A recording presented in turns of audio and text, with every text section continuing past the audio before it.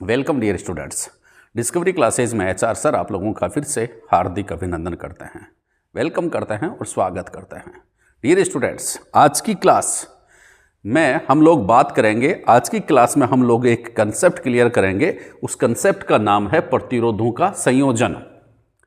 किस प्रकार से बोर्ड की एग्जामिनेशन में प्रश्न बनेंगे और उनको आप किस प्रकार से लिखेंगे, कॉम्पिटिटिव एग्जामिनेशन में कैसे प्रश्न बनेंगे और उनका सॉल्यूशन आप किस प्रकार से करेंगे, चर्चा करेंगे। पूरी क्लास को ध्यान से देखेंगे, कॉपी पेन लेकर के बैठेंगे, नोट्स जरूर बनाएंगे।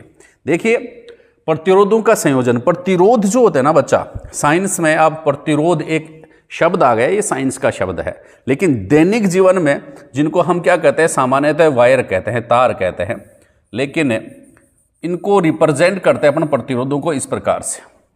ठीक है, इस प्रकार से जैसे मान लीजिए अपने पास 3 तार हैं या प्रतिरोध है, इन प्रतिरोधों को इस प्रकार से रिप्रेजेंट करते हैं। ये तीसरा प्रतिरोध इस प्रकार से। अब मैं आपको कहूं कि इन तीनों का संयोजन करना है। टॉपिक क्या है अपना, प्रतिरोध तो ये है और इनका करना क्या है, संयोजन करना है। क्या करना बच्चा, संयोजन करना है। यह है बात। 3 तार मैंने आपको दे दिए, इनका आपको संयोजन करना है। तो इस संयोजन जो है ना, इसको हम या तारों को जोड़ने का काम है ना, वह 2 प्रकार से अपन कर सकते हैं। कैसे भाई, देखिए, पहला काम जो है उसमें 2 प्रकार से कैसे कर सकते हैं। एक स्टूडेंट को कहा कि मैंने इन तारों को जोड़ना है, तो वो स्टूडेंट आया, एक तार उठाया, ठीक है, दूसरा तार उठाया, ठीक है, तीसरा तार उठाया, ठीक है, और इनको क्या कर दिया भैया, इन तारों के एक सिरे एक तरफ जोड़ दिए यहां पर। ठीक है, एक स्थान पर, दूसरे अगले सिरे भी एक स्थान पर जोड़ दिए। ठीक है, एक स्टूडेंट ने ऐसा जोड़ दिया, दूसरे स्टूडेंट को मैंने कहा भैया आप भी जोड़िए, तो वो भी आ गया। और वो क्या कर रहा है, वो एक तार उठाया, ठीक है, एक तार लिया पहले, उसको इस प्रकार से जोड़ दिया, फिर दूसरा तार लिया, उसको इसके आगे जोड़ दिया, तीसरा तार लिया, उसको भी उसने क्या किया भाई, इस प्रकार से आगे जोड़ दिया। ये 2 तरीके हैं, इसके आगे एक और जोड़ दिया। ठीक है, ठीक है ना।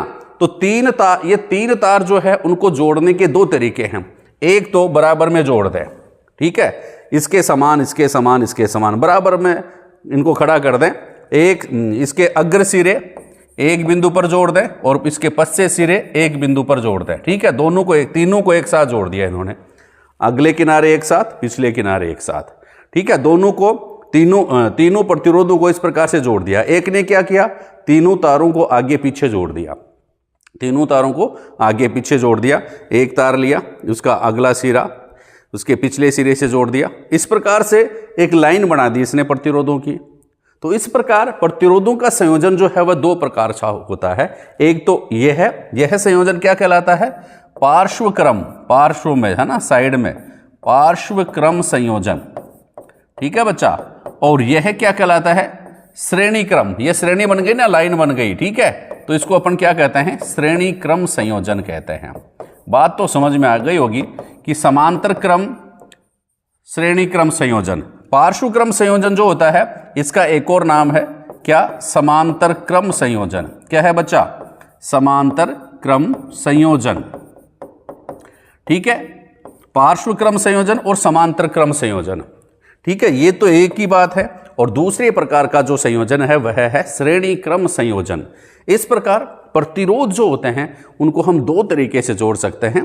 ठीक है, किस प्रकार से, एक तो पार्श्व क्रम में या समांतर क्रम में और दूसरा श्रेणी क्रम में। ठीक है, श्रेणी क्रम में कैसे, आगे पीछे तारों को जोड़ना, एक तार जोड़ दिया, उसके पीछे दूसरा तार जोड़ दिया, फिर उसके पीछे तीसरा तार जोड़ दिया। जैसे पतंग की डोर जोड़ते ना अपन, ठीक है, थोड़ी सी पतंग की डोर ले ली, फिर और कोई पक्की डोर और लेनी है तो उसको और उसके पीछे जोड़ दिया, तो इस प्रकार लंबी अपने पास डोर हो जाएगी। उसी प्रकार यह क्रम जो होगा वह श्रेणी क्रम संयोजन होगा। किस प्रकार का भाई, श्रेणी क्रम संयोजन। और पार्श्व क्रम संयोजन में सभी तारों का एक सिरे एक स्थान पर, दूसरे सिरे दूसरे स्थान पर एक साथ जोड़ दें, तो इस प्रकार का संयोजन क्या कहलाएगा, पार्श्व क्रम संयोजन कहलाएगा। लाइन बन जाती है, ये लाइन, ये लाइन, ये लाइन, तीनों बराबर में अगर हम जोड़ देते हैं तो ये क्या कहलाएगा, पार्श्व क्रम संयोजन कहलाएगा। अब आपको लिखना क्या है, लिखना क्या है एग्जाम में आ जाए तो पार्श्व क्रम संयोजन किसे कहते हैं, आपको डेफिनेशन लिखनी है। तो कैसे लिखेंगे, तो देखिए भैया लिखना बता देता हूं। सबसे पहले प्रतिरोधों का संयोजन दो प्रकार का होता है। नंबर एक पार्श्व क्रम संयोजन, पार्श्व क्रम संयोजन, ठीक है, पार्श्व क्रम संयोजन हो गया, ठीक है। इसके बारे में आप क्या लिखेंगे, ये खास बात है, लिखना जरूरी है, क्योंकि जो लिखेंगे वो ही एग्जामिनेशन में दिखेंगे। नहीं लिखेंगे तो कैसे दिखेंगे भैया, चलो लिखेंगे कैसे, देखिए पहली लाइन में आप लिखेंगे इसे समांतर क्रम संयोजन भी कहते हैं, इसे समांतर क्रम, नोट्स बनाने वाली क्लास है, इसे समांतर क्रम संयोजन भी कहते हैं। बात समझ में आ गई, संयोजन भी कहते हैं, एक लाइन तो ये लिख देंगे, ठीक है, इसे समांतर क्रम संयोजन भी कहते हैं। क्या होगा परिभाषा, कि जब प्रतिरोधों, यहां प्रतिरोधों की जगह क्या लिखेंगे, जब सभी प्रतिरोधों के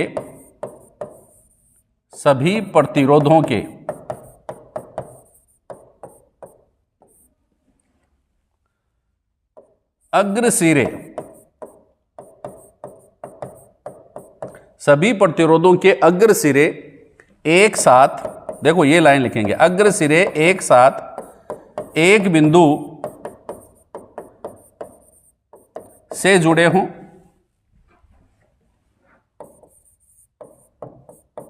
तथा पश्चे सिरे भी एक साथ एक बिंदु पर जुड़े हों, एक साथ एक बिंदु से जुड़े हों, एक बिंदु से जुड़े हों, जुड़े हों, तो इस प्रकार के संयोजन को हम क्या कह देते हैं बच्चा, पार्श्व क्रम संयोजन कह देते हैं। ये डेफिनेशन लिखेंगे कि जब सभी प्रतिरोधों के अग्रसिरे एक साथ एक बिंदु से जुड़े हों तथा पश्चे सिरे भी एक साथ एक बिंदु से जुड़े हुए हों, तो इस प्रकार के प्रतिरोधों के संयोजन को हम क्या कहते हैं, तो इस प्रकार के संयोजन को हम क्या कहेंगे, पार्श्व क्रम संयोजन कहेंगे। तो इस प्रकार के संयोजन को क्या कहेंगे बच्चा, पार्श्व या समांतर क्रम संयोजन कहेंगे, पार्श्व या समांतर क्रम संयोजन कहते हैं। ये डेफिनेशन आप लिख लेंगे, ठीक है, संयोजन कहते हैं। अब नेक्स्ट कौन सा, पार्श्व क्रम संयोजन हो गया। अब दूसरा है क्या, श्रेणी क्रम संयोजन, तो उसकी भी डेफिनेशन लिख लो। दूसरा हो गया बच्चा श्रेणी क्रम संयोजन, श्रेणी क्रम संयोजन लिखना जरूरी है। परिभाषा क्या होती है, क्योंकि आंसर आपका वो ही दिखेगा एग्जाम में जो आप कॉपी में लिखेंगे, ठीक है, तो अच्छा लिखें। क्या लिखेंगे, श्रेणी क्रम संयोजन किसे कहते हैं, क्या लिखेंगे डेफिनेशन, जब प्रतिरोध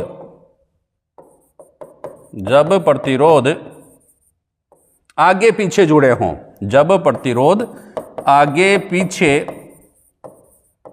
एक श्रेणी में जुड़े हों, आगे पीछे एक श्रेणी में, एक लाइन में जुड़े हों, एक श्रेणी में जुड़े हों, तो इस प्रकार के संयोजन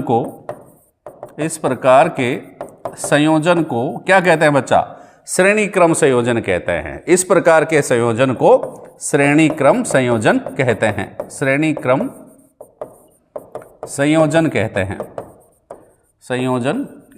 हैं। ये सिंपल सी डेफिनेशन आपको लिखनी है।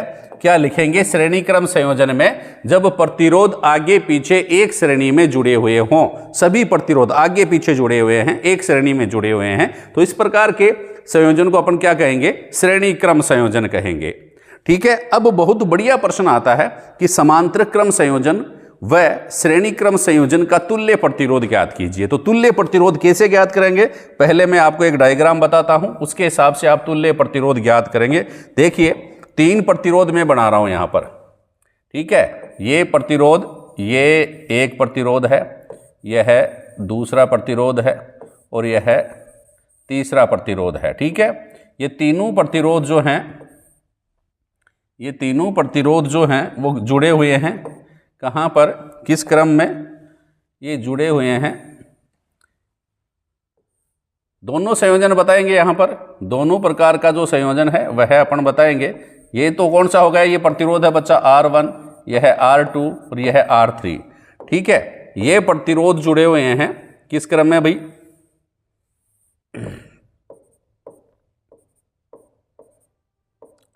पार्श्व क्रम में। किस क्रम में जुड़े हुए हैं, पार्श्व क्रम में जुड़े हुए हैं। ये देखो ये तीन प्रतिरोध हैं। अब यहां पर मैं लिख देता हूं, यहां पर एक और जोड़ देते हैं भैया, क्या ये अमीटर जोड़ देते हैं। अमीटर हमेशा श्रेणी क्रम में जोड़ा जाता है भैया, ये अमीटर जोड़ दिया है। और इन दो बिंदुओं के बीच, इन दो बिंदुओं के बीच क्या जोड़ दिया भाई, वोल्ट मीटर जोड़ दिया। ये विभवांतर कैलकुलेट करता है। इस प्रकार का एक परिपथ हमने बनाया है। कौन सा परिपथ है भाई, ये श्रेणी क्रम पार्श्व क्रम संयोजन। ठीक है, पार्श्व क्रम संयोजन में इस प्रकार प्रतिरोध जुड़े होते हैं। ये कौन सा संयोजन है, यहां पर लिख देता हूं, पार्श्व क्रम संयोजन।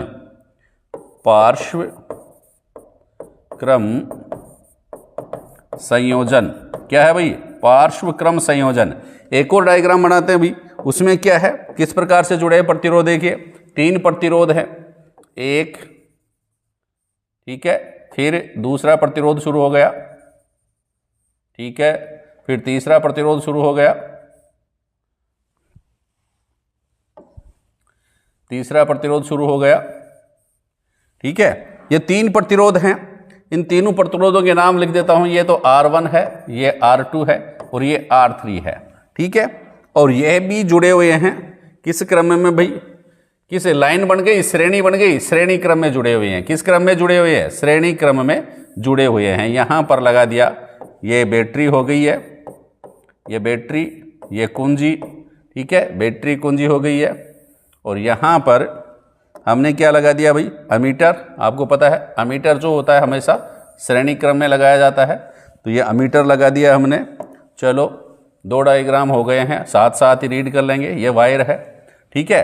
अब इसमें देखिए यहां पर जो विभवांतर नापेंगे, तो विभवांतर नापने के लिए वोल्ट मीटर का प्रयोग करेंगे। और वोल्ट मीटर जो होता है ना, वो हमेशा किस में लगाया जाता है, पार्श्व क्रम में। यस, हाँ, ये पार्श्व क्रम हो गया।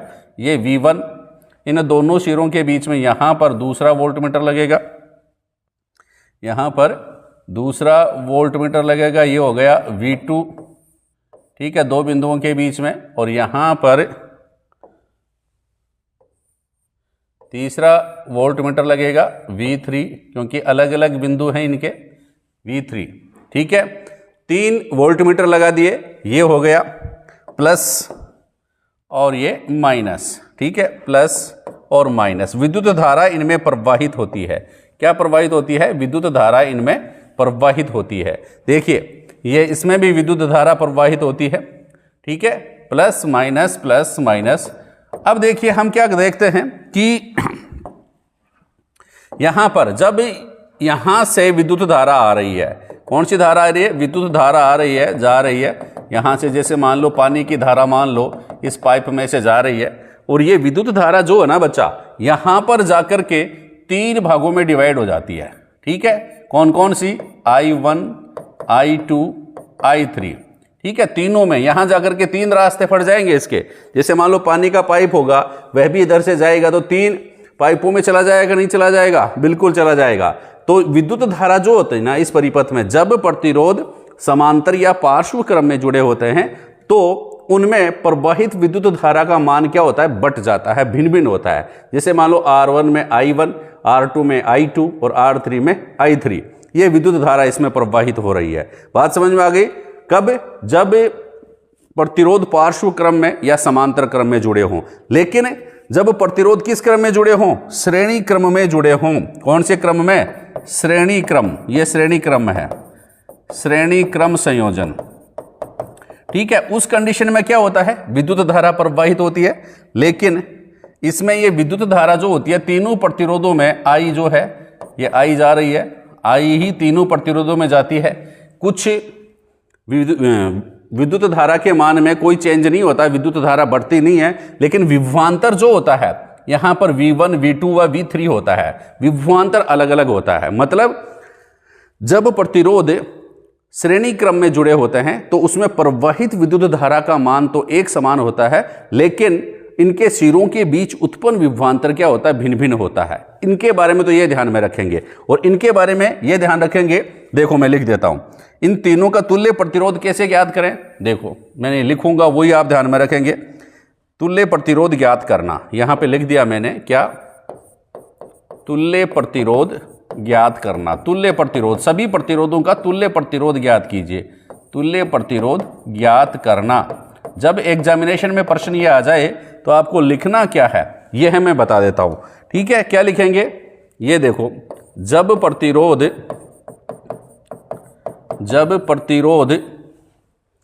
पार्श्व क्रम में जुड़े हों, पार्श्व क्रम में जुड़े होते हैं, जब प्रतिरोध पार्श्व क्रम में जुड़े होते हैं, इसमें लिख दिया। इसमें क्या लिखेंगे, वही लाइन, जब प्रतिरोध श्रेणी क्रम में जुड़े होते हैं, जब प्रतिरोध किस क्रम में, श्रेणी क्रम में जुड़े होते हैं। दोनों तरफ सेम लाइन लिखनी है ना। यहां पार्श्व क्रम में जुड़े होते हैं तो पार्श्व क्रम में लिख देंगे, इधर श्रेणी क्रम में जुड़े हैं तो श्रेणी क्रम में लिख देंगे। क्या लिखेंगे, जब प्रतिरोध पार्श्व क्रम में जुड़े होते हैं, या फिर जब प्रतिरोध श्रेणी क्रम में जुड़े होते हैं। फिर अगली लाइन क्या लिखेंगे, तो उनमें, तो उनके सिरों के बीच, तो उनके सिरों के बीच, जो चीज समान है उसको पहले लिखते हैं। उनके सिरों के बीच उत्पन्न विभवांतर क्या होता है, एक समान होता है। तो उनके सिरों के बीच उत्पन्न विभवांतर तो एक समान होता है, उत्पन्न विभवांतर तो एक समान होता है, लेकिन प्रवाहित विद्युत धारा का मान, लेकिन इनमें प्रवाहित विद्युत धारा का मान क्या होता है बच्चा, भिन्न भिन्न का मान भिन्न भिन्न, कोष्टक में लिख दो, I1, I2, I3 होता है, ठीक है। अर्थात क्या लिखेंगे फिर इसके नीचे, अर्थात अतः होता है, अतः कुल विद्युत धारा, अतः प्रतिरोधों में प्रवाहित कुल विद्युत धारा कौन सी होगी भाई, कुल विद्युत धारा I बराबर क्या हो जाएगा, I बराबर I1 plus I2 plus I3। समझ गए, तीनों में प्रवाहित विद्युत धारा किसके बराबर होगी, कुल विद्युत धारा I1 के, I2 के और I3 के बराबर होगी। बात समझ में आ गई। अतः क्या करेंगे, ओम के नियम से क्या लिखेंगे अब, अतः ओम के नियम से क्या होता है भाई, ओम के नियम से V बराबर क्या होता है ओम के नियम से, V बराबर IR होता है। तो I बराबर क्या हो जाएगा, V बटे R हो जाएगा कि नहीं। तो यहां पर क्या लिखेंगे, I बराबर V बटे R बराबर I1 बराबर क्या हो जाएगा, V बटे R1 प्लस V बटे R2 प्लस V बटे R3, क्योंकि V तो तीनों में एक समान है और प्रतिरोध क्या है, अलग अलग हैं। तो VR बराबर VR1 प्लस V बटे R2 प्लस V बटे R3, ठीक है। इसके बाद क्या लिखेंगे, अर्थात जिसको मैथमेटिक्स आती है, या 1 बटे R बराबर 1 बटे R1 प्लस 1 बटे R2 प्लस 1 बटे R3। यह आ गया बच्चा तुल्य प्रतिरोध ज्ञात करने का सूत्र। इस सूत्र का उपयोग करके हम क्या ज्ञात कर सकते हैं, प्रतिरोधों का तुल्य प्रतिरोध ज्ञात कर सकते हैं। कब, जब वो किस क्रम में जुड़े हों, जब वो पार्श्व क्रम में जुड़े हों। मैं कहने का मतलब इससे क्या निष्कर्ष निकला कि जब प्रतिरोध पार्श्व या समांतर क्रम में जुड़े होते हैं तो उनका तुल्य प्रतिरोध का व्युत्क्रम सभी प्रतिरोधों के व्युत्क्रम के योग के बराबर होता है। ठीक है, यह क्या है, सूत्र है तुल्य प्रतिरोध ज्ञात करने का। किसका? जब प्रतिरोध पार्श्व क्रम में जुड़े हों या समांतर क्रम में जुड़े हों। अब हम बात करेंगे किसकी? जब प्रतिरोध किससे जुड़े हों? श्रेणी क्रम में जुड़े होते हैं। तो क्या लाइन लिखेंगे यहां पर? जब प्रतिरोध श्रेणी क्रम में जुड़े होते हैं तो क्या होगा भाई? देखो, उनमें प्रवाहित विद्युत धारा का मान तो एक समान होता है, लेकिन सिरों के बीच उत्पन्न विभवांतर भिन्न भिन्न होता है। जब प्रतिरोध श्रेणी क्रम में जुड़े होते हैं तो उनमें क्या लिखेंगे?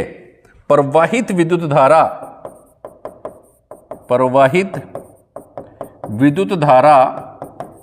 का मान तो समान होता है।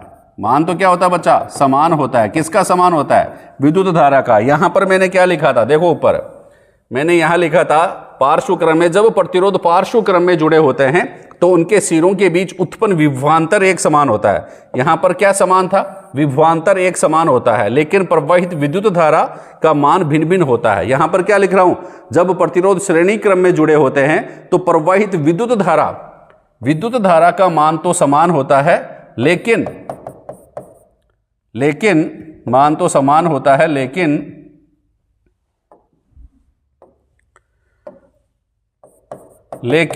उनके सिरों के बीच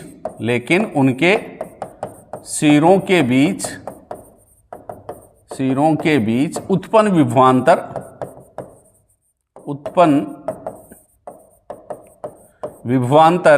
भिन्न भिन्न होता है। ठीक है, भिन्न भिन्न होता है। अतः कुल विभवांतर